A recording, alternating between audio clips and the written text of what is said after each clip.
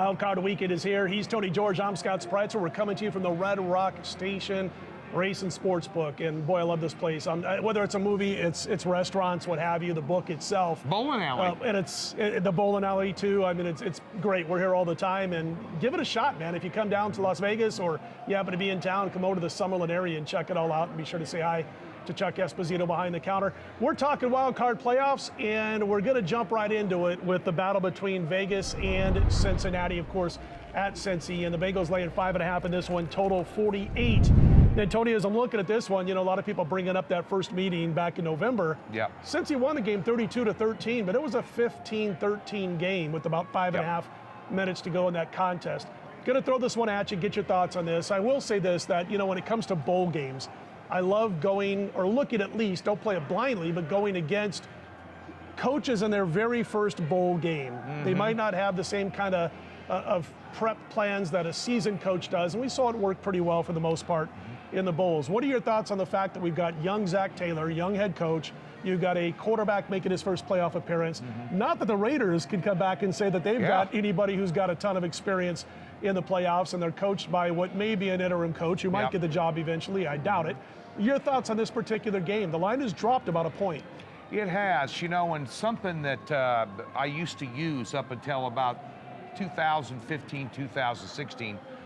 My mentor and a friend of yours too, Mike Lee. Oh yeah. When it came to the NFL playoffs, when I was coming up through the ranks, he said, now Tony, forget the point spread in the playoffs. He said, just pick the best team and bet them. Don't worry about the point spread. They're going to win more times than not. Well, guess what? That doesn't work. As a matter of fact, since 2017, 2018, the underdogs in the playoffs in the NFL have went 29-17 against the spread. That's 63%. Last year, 8-5 against the spread. Right. And if I'm not mistaken, the Tampa Bay Buccaneers were an underdog in the Super Bowl, and they managed to, let's say, win outright against my Chiefs here. This game here is interesting. I think the line has dropped, and I think it's dropped for good reason. If you take a look at Burrow's number in the last game, he had 148 yards passing. Yeah. And still they won, 32-13 there. But the one thing I want you to be very wary of in this game here, if you take a look at Las Vegas, 6 out of the last 7 games, I got to read this because I didn't memorize it well. I'm getting old, I forget stuff. But 6 out of their last 7 games decided by 4 points or less. And how about that Sunday night game? You wonder if how much they got left in the tank after that deal. And then on the other side of the coin, when you're taking a look at the Bengals, 4 out of their last 5 have been decided by 5 or less. So both these teams are kind of the cardiac kids. And the other thing too is, Scott, we've talked about it all season long on this 8-8 here. 1 week you got Cincy here, and 1 week they're down here. They're just like this. They're a heart attack to bet if you want to bet them. But boy, 5.5 seems like a little bit much to me. I don't know. I'm still kind of looking at that. But the way these teams play, you know, I mean, what Raiders have, 15-point lead with how much time left on Sunday night? Yeah. I mean, you wonder, you know, if you get on the road and you get stretched out that far, if you can actually come back and make a game of it like they've been doing here during this 4 or 5 game run they've been on. I'll tell you what, you know, you look at 3 overtime wins, you mentioned the close wins, and the last 4 have all been decided by less than 15 points combined. So, boy, there's a lot of moving parts in this particular game, starting with the young coaching staffs. I wanted to mention real quickly, you brought him up, but Mike Lee was a good friend of mine back in the day. He did a lot of my first shows in this business with Mike. And one of these days, we'll do a personal video over at DocSports.com, and we'll talk about some of those parties at Mike's house that I went to with one of my favorite people in the world, Dave Malinsky, rest in peace, and Lim Banker, and all those guys, Russ Culver back in the day. You can't replace some of those memories, and we'll talk about them eventually. But Mike Lee did a lot for me in my early portion of my betting and handicapping career, Tony. I won a small contest out here, and he came up to me, put his arm around me, he goes, son, let's go have a drink. I want to tell you how it's supposed to, you're doing it all wrong. You're doing it all wrong. After you won. I like Mike. Yeah, after I won. But what a great guy, and I can jump on board with some of those stories, but I'm going to have to give you some redacted versions as well. There you go. But anyway, speaking of, let's get back to the NFL here. Big one here down in Tampa, big game. In terms of the spread, 8.5 points, total 46. I guess Philly has done a nice job coming on at the end of the season, running the football. And they've devised their offensive scheme to better utilize Jalen Hurts' talents, Sure. and it really helped them down the stretch. But you got one of the toughest rush defenses in the NFL at home, returning Super Bowl champion. Did I mention Tom Brady? What do you think about this one here? Well, I look at a couple of stats, and this, the point spread is the almighty equalizer. But if you look at this from who's going to win outright, maybe use this in a teaser, talking about Tampa Bay teasing them down. But you got Philadelphia, who comes into this 1-7 straight up, 2-6 against the spread against teams that are in the postseason. Yeah. You look at Tampa Bay, and you're talking about Tom Brady being 20-4 straight up at home in playoff action. Patriots and Tampa Bay combined. So it is a situation where you're going against a lot of good history if you want to buck Tampa Bay and maybe make a money line move on Philadelphia. I don't know too many people have done so, but I'm sure a few of those will come in. But listen, here's the thing. We saw early on in the week this total drop, a couple of points.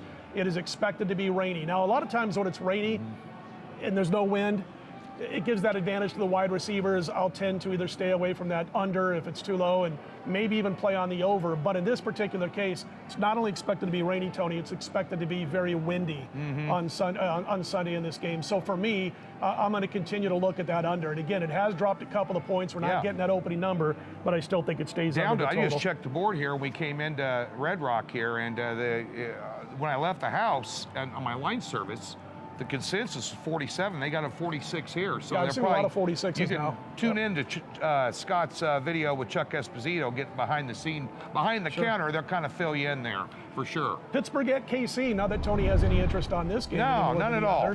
None at all. You got a double-digit favorite here. A lot of love for my boys.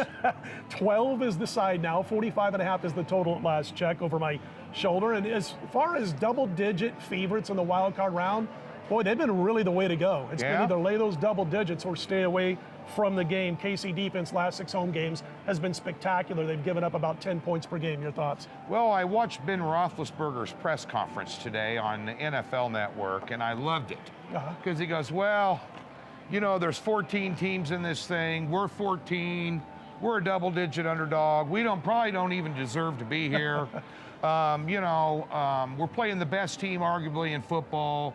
He said, as far as the AFC, they've won it 2 years in a row.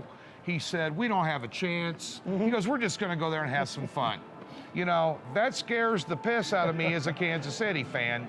Roethlisberger has kind of limped in down the stretch with his physical abilities, but I wouldn't call him feeble. It's still Big Ben. It's in the playoffs. It's in Kansas City, but the thing that's most notable about this game, last 6 home games for Kansas City, they've allowed 10 points per game, Pittsburgh being one of them. And Pittsburgh, their last 5 road games, got 33 points per game allowed on the road. Well, you add that up, that's 43 points. The total's 46.5. I'm not willing to lay double digits in the NFL. I don't think Pittsburgh's going to come in here and lay down. I don't know what Kansas City is going to do late in the game. You might want to look at the first half line, because say they do. Last time it was 30-3 late in the third quarter, and Kansas City even then was resting some players.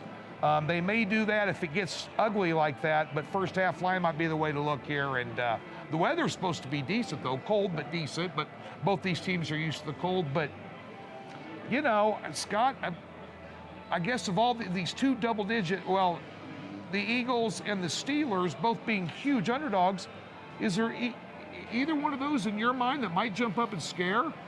It's tough. I don't like going against double-digit chalk when it comes to wild card round action. Double-digit chalk has done pretty well for the most part over the last several weeks in the NFL. But if Pittsburgh can get Najee Harris going in this game, with KC back on their heels a little bit. At the same time, the flip side is you make sure if you're KC, they can't run the football.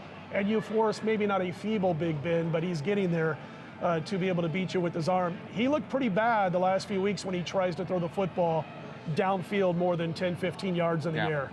The accuracy level drops way off. And so you know what Pittsburgh wants to do? I don't know, man. If I'm Tomlin, and I don't want to second guess who I feel is one of the best coaches over the last 20 years in the NFL, but maybe you come out and you toss a few short ones to get things going and open things up a little bit in the early going to the game. But yeah, I don't know. It's tough, man, to say which one do you prefer. I'll tell you on Sunday. I mean, seriously, I'm looking at the total in that in the game we talked about earlier, in that game that's dropped from 49 down to 46 as far as the total, talking about the Tampa Bay game. This one I have yet to make a play, but it's going to be chalk or nothing for me. Well, you'd have to be a teaser candidate. If you wanted to have some fun on Saturday, you know, and some of these games, Cincy, Tampa, maybe KC in a money line parlay, mix it up a little bit. Don't stretch yourself out too much and have some fun with it. It's the NFL playoffs, and we're over at Docs, by the way. Click that link in the description below and get a free $60 to get yourself hooked up with free the $60 account. Yeah. Tony's not going to send you all cash. It's a free $60 account. If you send me money, I'm going to keep it. You know, I got two human emotions: greed and more greed, especially when it comes to betting. And finally, big game here, Scott. Interesting game.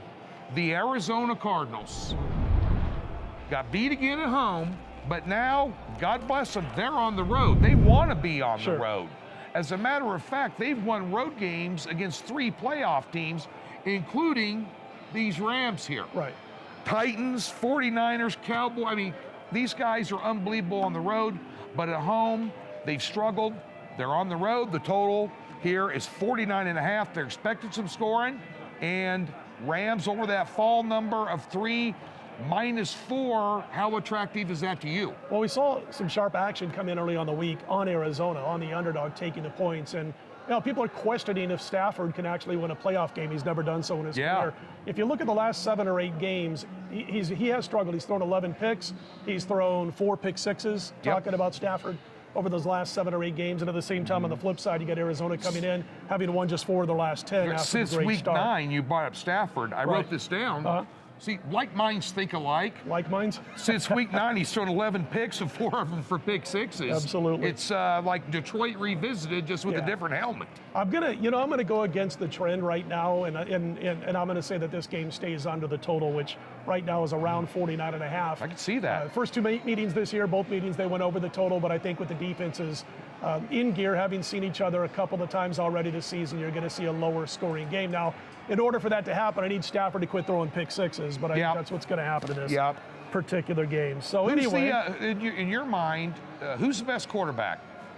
Well, I'm going to go with Brady until the guy finally shows his age. I'm talking. Oh, in this game? In this game here. Well, I'm going to go slightly with Stafford. Okay. Just slightly with Stafford. Really? Yeah. Okay. Who's the best coach? Well, the best coach. In this when you're game. talking about these two, I'm going to go with McVay. Oh, he's liking that -4 a little bit. Well, no, that's it. That almighty point spread comes into play. I'm trying to get him to commit. He won't do it. There's a difference between outright and laying points. Yeah, that's right. Anyway, listen, good luck to you this week, and good luck to everybody. Check out the daily packages, because college basketball in the NBA has been fantastic with the capital FAN. So jump on board for that. Check out that free $60 account that Tony mentioned, that link below the video. You click on that, and it'll give you that free $60 account. For Tony George, I'm Scott Spreitzer. We'll see you next week. Put them in the win column, everybody.